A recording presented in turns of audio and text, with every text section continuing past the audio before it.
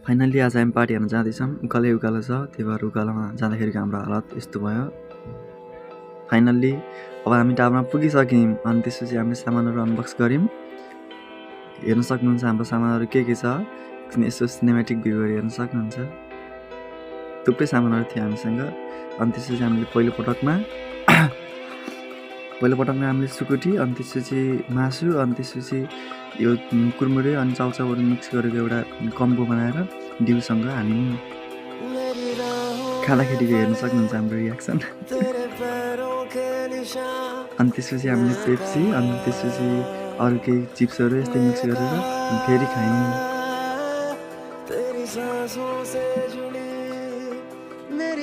अनि यो खाइसकेपछि हामीले मजाले एकछिन डान्स गऱ्यौँ।